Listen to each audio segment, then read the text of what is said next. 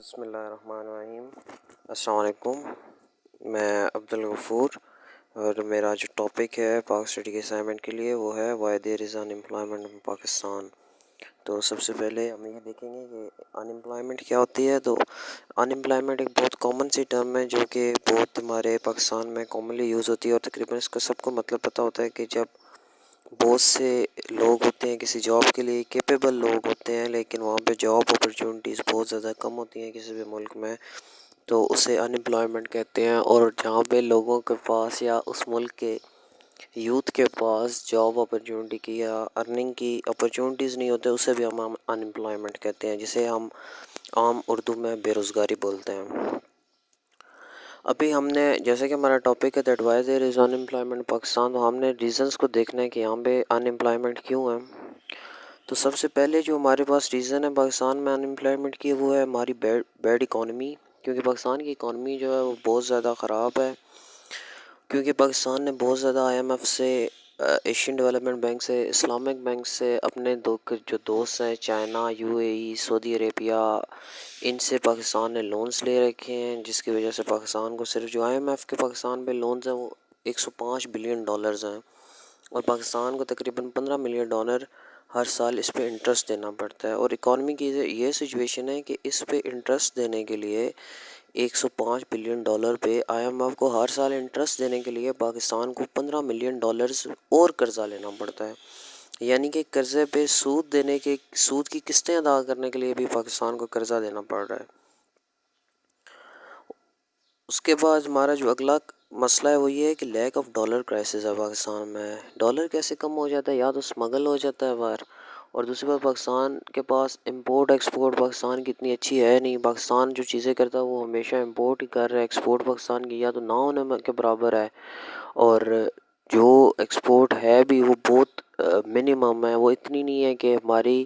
Import کو balance کر سکے، کیونکہ امپورٹ ایکسپورٹ کے درمیان پاکستان میں بیلنس نہیں ہے، جس وجہ سے ہمارا جو ڈالر ہوتا ہے وہ امپورٹ کے دوران سارا ہم لوگ باہر بھیج دیتے ہیں۔ تو یہ بھی ایک بہت بڑی ریزن ہے۔ اگر ہم لوگ اپنی امپورٹ کو اور ایکسپورٹ کو بیلنس جب تک نہیں کر پائیں گے تب تک ہماری یہ ڈالر کرائسس جو ہے ملک میں یہ اسی طرح چلتا رہے گا اور یہ ختم نہیں ہو پائے گا۔ اس کے بعد ہمارا جو اگلا سسٹم ہے وہ یہ ہے کہ بیڈ ٹیکس کلیکشن سسٹم ہے پاکستان میں، یعنی کہ پاکستان میں جو ٹیکس کلیکشن کا سسٹم ہے یا تو ہے ہی نہیں، اور اگر ہے بھی وہ نہ ہونے کے برابر ہے، یعنی کہ جو لوگ فائلر ہیں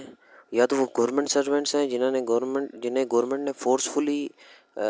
ٹیکس کے دھارے میں لے کے آئے ہیں، ٹھیک ہے، یا وہ لوگ ہیں جو بڑے بینکس ہیں پاکستان میں، یا تو بینکس ٹیکس دے رہے ہیں یا بڑی انڈسٹریز ٹیکس دے رہی ہیں، اور جو بڑی انڈسٹری کچھ ایسی بڑی انڈسٹریز ہیں جو تو پاکستان میں جن پہ بلین کا ٹیکس ابھی تک انہوں نے دیا ہی نہیں ہے، اور پاکستان میں ٹیکس کے قانون اتنے اسٹرانگ نہیں ہیں کہ انہیں پکڑا جا سکے، اگر جو ٹیکس کے قانون ہیں بھی وہ بہت زیادہ سلو ہیں۔ تو پاکستان میں لوگ خود تو ٹیکس دینے کے لیے ولنگ ہے ہی نہیں، کیونکہ سمپل سی بات کرتے ہیں کہ پاکستان میں گورنمنٹ جو ہے وہ ٹیکس کی صحیح طرح سے یوز نہیں کرتی، اس وجہ سے ہم لوگ ٹیکس نہیں دے رہے، تو یہ ایک بہت بڑا مسئلہ ہے۔ سیکنڈلی ہم یہ دیکھیں کہ پچھلے دنوں میں گورنمنٹ نے جو شاپ کیپرز ہیں، یعنی کہ جو دکاندار ہیں، جو تاجر برادری ہے، ان کو ٹیکس کے دائرے میں لانے کی کوشش کی تھی، جس پہ یہ اسٹرائک پہ چلے گئے تھے۔ تو پاکستان میں ایک بہت بڑا مسئلہ یہ بھی ہے کہ جب ان کو ٹیکس لوکلی ہم اسمال انڈسٹری لیول پہ ان کو ٹیکس کے دائرے میں لانے کی کوشش کرتے ہیں، تو یہ لوگ آگے سے اسٹرائک کرنا شروع کر دیتے ہیں، تو حکومت سے اپنی منمانی کی باتیں کروانا شروع کر دیتے ہیں، جبکہ اگر ان کو بھی ٹیکس کے دائرے میں لایا جائے، ٹیکس نیٹ میں لے کے آئیں، تو ایک بہت بڑا ٹیکس سسٹم پاکستان کو مل جائے گا۔ اس کے بعد ہے منی اسمگلنگ، یعنی کہ جسے آپ منی لانڈرنگ بھی کہتے ہیں۔ پاکستان میں جو بڑے بزنس مین ہیں ان کے پاکستان میں بھی بزنس ہیں، باہر بھی بزنس ہیں، اگر پاکستان میں بزنس ہے وہ سیٹل باہر ہیں،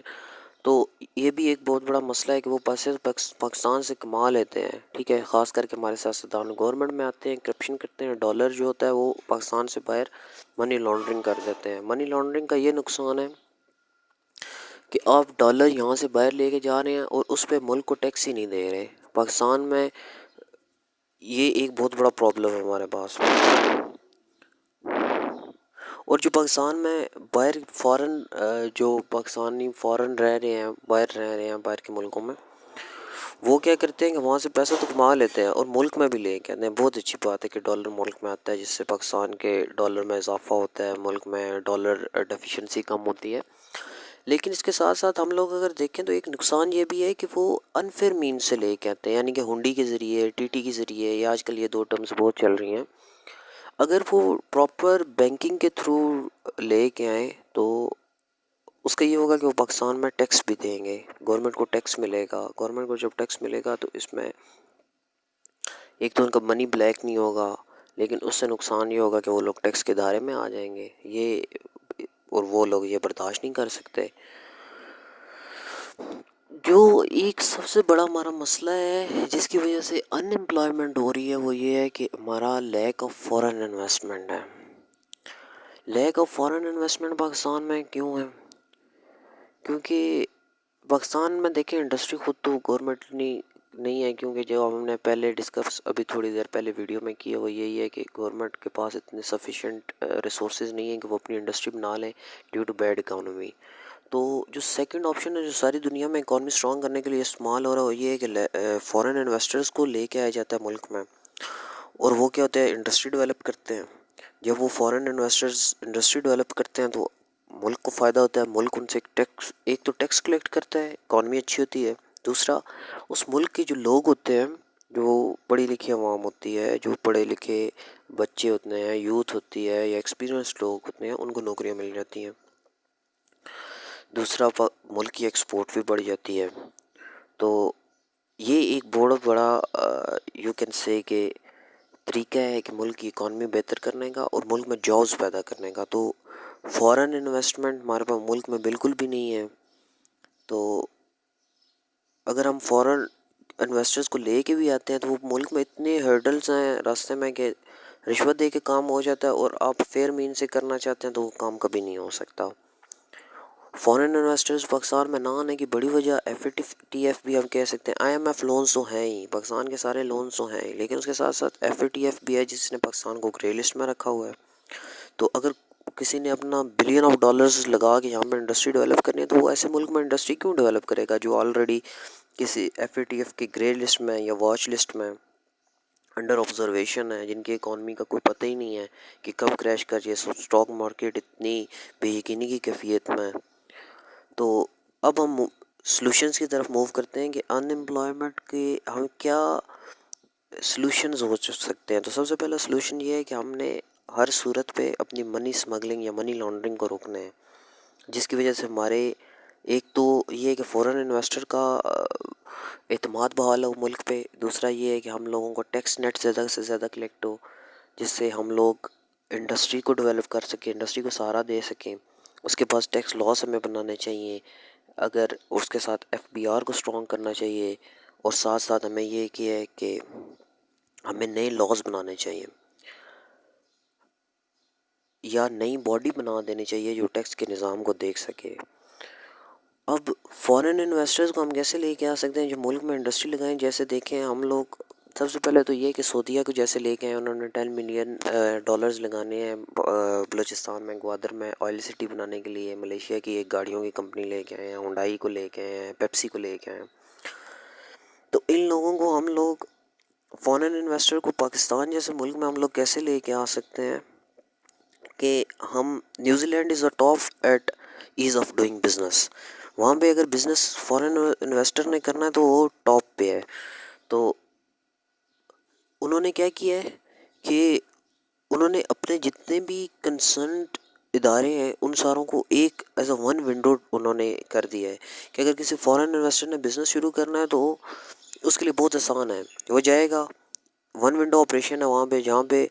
ان کے سارے ادارے کنسرنڈ ادارے ایک ہی اس کے روف کے نیچے ہیں. تو پاکستان میں بھی یہ ہو سکتا ہے کہ ہم ون ونڈو آپریشن شروع کریں جہاں پہ F B R, S C P, F I A, State Bank, Stock Exchange, تمام ادارے ایک ہی روف کے نیچے آپ کو ملے. اگر کسی نے کرنا ہے انویسٹمنٹ کرنی ہے تو اسے یہاں پہ خواری نہ ہو، وہ آرام سے اپنی انویسٹمنٹ کر سکے. تو ایز آف ڈوئنگ بزنس میں نیوزی لینڈ ٹاپ پہ، تو پاکستان کو ان سے مدد حاصل کرنی چاہیے. اور اس کے ساتھ ساتھ اگر کوئی باہر سے آ کے انویسٹ کرتا ہے تو اس کو ٹیکس فری انوائرمنٹ دینا چاہیے، یعنی کہ جب تک ان کی اتنی ایکسپورٹ سفیشینٹ اماؤنٹ میں وہ پروڈکشن ہی شروع کر دیتے کہ وہ ایکسپورٹ کرنا شروع کر دے، تب تک انہیں یا تو بہت کم ٹیکس دینا چاہیے یا ٹیکس فری کر دینا چاہیے، کیونکہ پاکستان کی اکانومی آپ ایک آئیڈیل کنڈیشن یہاں پہ پیدا کریں جس سے انویسٹرز کو پروفٹ ہو اور انویسٹرز کے لیے آئیڈیل کنڈیشن ہو اور وہ یہاں پہ آئیں اور انویسٹ کریں۔ سی پیک بھی پاکستان میں بن رہا ہے، جس سے ہمارے پاس اگر ملک کے کسی کونے میں بھی ہم انڈسٹری لگا رہے ہیں تو سی پیک اتنا بڑا روٹ ہے، روڈ میپ ہے، جس کے ذریعے ہم اس کو ایکسپورٹ کر سکتے ہیں اپنی چیزوں کو جو ہم گڈس پیدا کریں گے۔ ملک میں جو اکاؤنٹیبلٹی کا نظام ہے وہ بہتر کریں، F A T F grey list سے نکلنے کی کوشش کریں۔ سب سے بڑی جو چیز ہے وہ یہ ہے کہ ہمیں ہر صورت میں فورن انویسٹمنٹ کو لے کے آنا ہے، پبلک پرائیویٹ پارٹنرشپ بنانی ہے جس سے ہم لوگ ملک میں انڈسٹری لگائیں۔ جب تک ہم فورن انویسٹر کو نہیں لے کے آئیں گے، ملک میں انڈسٹری نہیں ہوگی، ان امپلائمنٹ کبھی ختم نہیں ہو سکتی۔ تو جو ہم نے پہلے ڈسکس کی ہے ویڈیو میں پرابلمز ہیں، وہ پرابلمز سالو ہوں گے تو فورن انویسٹرز آئیں گے اور اس سے ہم فورن انویسٹرز کا اعتماد بحال کر سکیں گے۔ اور جب تک فورن انویسٹر کا ہم اعتماد نہیں بحال کر سکے، پاکستان کبھی بھی گورنمنٹ کبھی بھی اپنے اون پہ اتنی کیپیبل نہیں ہے یا اپنے اون پہ اتنی اسٹرانگ اس کے پاس اکانومی نہیں ہے کہ وہ اتنی انڈسٹری سفیشینٹ اماؤنٹ میں لگا دے کہ جس سے پاکستان میں ان امپلائمنٹ کا ایشوز ختم ہو جائیں۔ تو اس لیے ہمیں فورن انویسٹر کو لے کے آنا پڑے گا۔ Thank you.